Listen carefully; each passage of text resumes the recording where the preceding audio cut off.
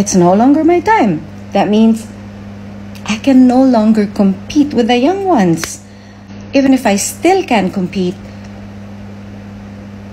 I really don't want to anymore. All of these things can be gone just like that. Ganun talaga. Especially ang fame. Mabilis lang. Just like that, nawawala yun. So,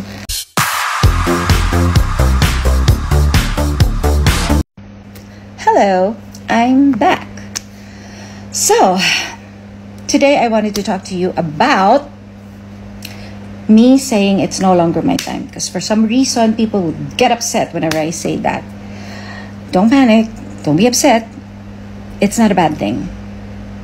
I'm just being realistic. Because it's true. It's no longer my time. That means I can no longer compete with the young ones. Come on, I'm 54 years old. I have been in the industry for almost 40 years.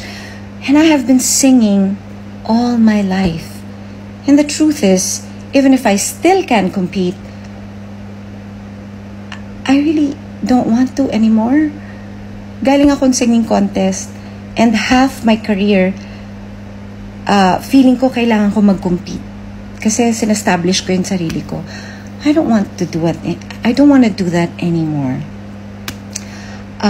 Sa ngayon, ini-enjoy ko yung life ko. Ini-enjoy ko yung respect na nakukuha ko from my peers.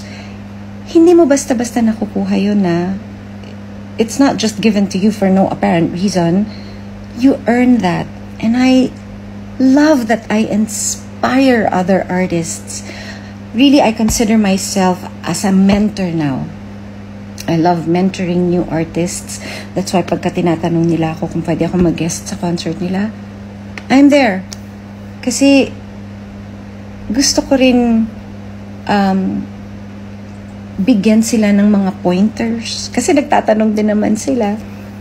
At minsan kahit hindi nga sila nagtatanong, binibigay ko pa rin unsolicited advice. But kasi feeling ko yung mga na-experience ko for 40 years, dadalhin ko lang yun sa hukay. So parang sayang naman yung mga experiences na at yung mga learnings na nakuha ko all throughout the 40 years. Kung ibabaon ko lang yun sa lupa. So I thought it would be good to share it. Yung knowledge na accumulate ko through the years.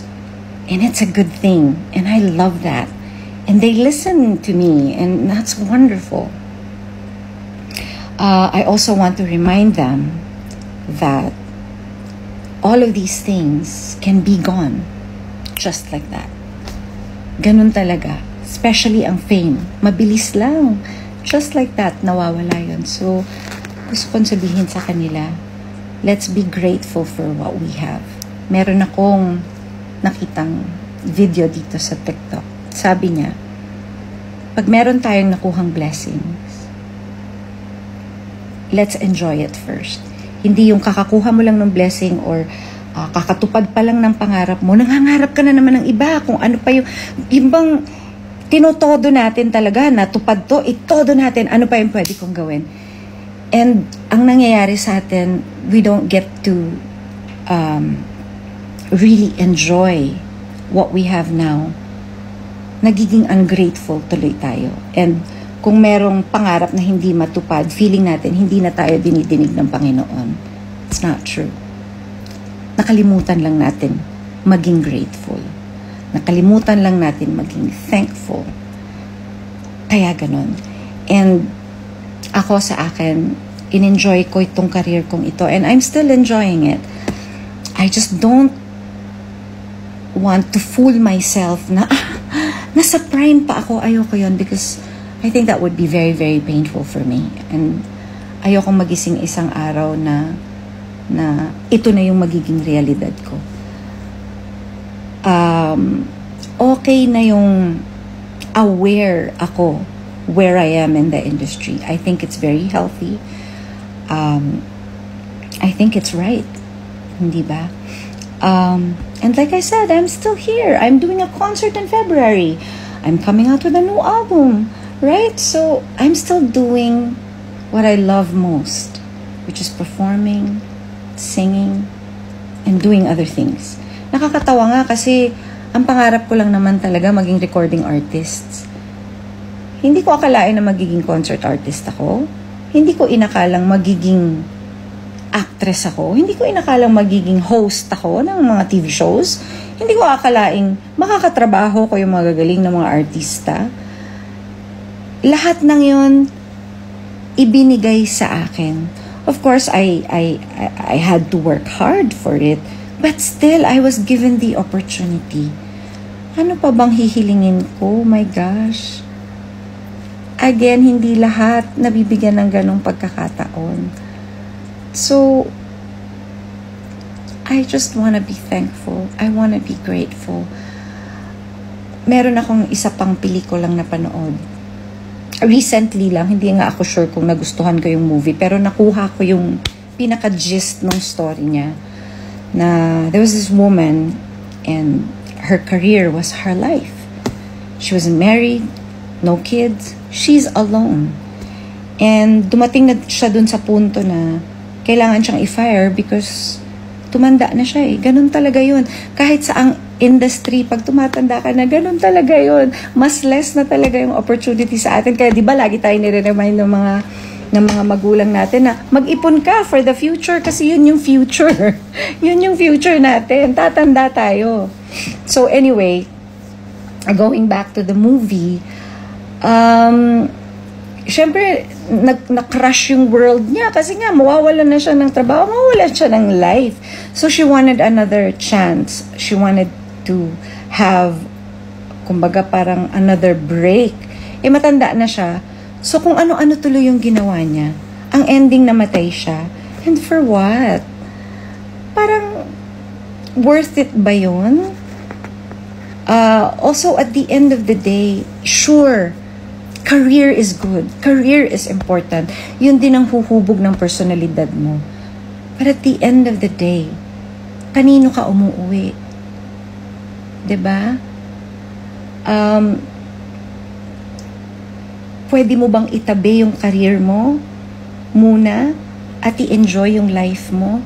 I think it would be the saddest thing in the world kung ganun yung nangyari sa akin na puro lang ako career at wala akong life. I am so thankful that I have a life. And you guys have to understand, I am a wife now, and I am a mother. And that's another side of me that I am enjoying so much. I love being a wife. I love supporting my husband. I love being a mom.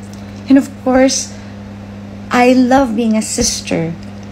I love being a daughter, a friend.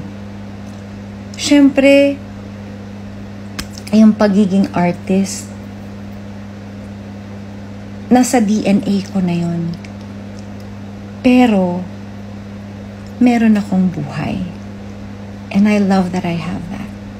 Otherwise, wala akong ibang iniisip kundi yung career ko. I think, okay lang kung bata ka, pero as you get older, parang hindi na siya masyadong healthy. That's a good talk. Well, I just wanted to say thank you to everyone once again for your support. Kasi parang after 40 years, somehow you guys are still interested in whatever I decide to do with my career. And I am, again, so grateful for that.